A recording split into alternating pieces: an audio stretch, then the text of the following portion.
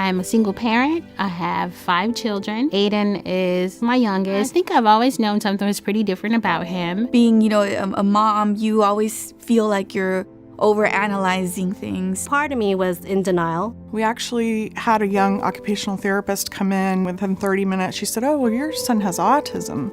And that was the first time I'd heard that. I was somewhat prepared for it, or thought I was. It was extremely devastating. It absolutely smacked our whole family right upside the head. I think I just initially went home and probably cried for a couple of days. The feeling is like hope is all lost. And I was angry. I even called her supervisor that day to report her. How dare she say this about my son? You really don't know how it's going to impact the rest of your life. Is he going to be with me forever? Is he going to be able to be self-sufficient? Will he ever be able to really be alone and have all the things that normal kids will have later in life? They told us pretty much that he was probably never going to be able to speak. Here's a handout with a couple of services on there. Go ahead and look those up, and we'll see you in 2 years. Your life is completely and utterly altered. That's when it really hit me that, It's here and it's not going away.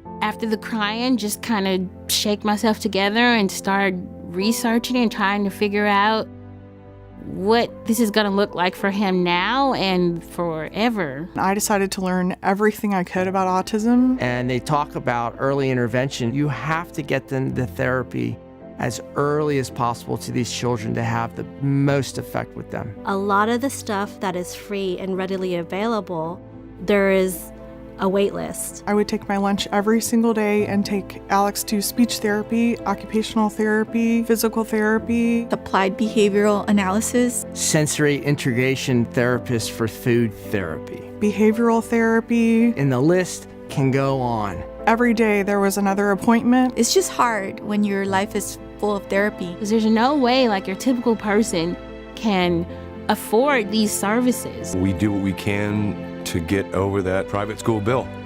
And then you add ABA therapy on top of that. Don't forget your speech therapy once a week. That adds up. Our insurance didn't cover it at that time. So what do? I really finally found the right place for him, the right fit. They knew how to teach him. They knew how to tap into him. I could see him progressing. I still didn't know how I was going to afford it. I ended up refinancing my house to pay for Alex's first year. Who can help me? There has to be some help out here somewhere. Somebody has to help. The school told me about KNOWAutism and encouraged me to apply for a grant. I filled out the application. They didn't just email me back. They actually called me, let me know they would do the best they could do to assist me. You're talking to people who are understanding of what you're dealing with. We were awarded a grant. I cried. To me, it was life-changing. I mean, it might not have been $1 million, but it definitely felt like it. It really gave us a big sigh of relief. The KNOWAutism grant allowed Alex to finish his school career strongly at the hub. The KNOWAutism grant enabled Matthew to continue his education. If that money wasn't there, then he might not have been able to finish the year at Briarwood. Homeschool has been going really well for us. I'm able to learn from him as well as teach him. Being at the private school changed our lives completely. Alex has a voice.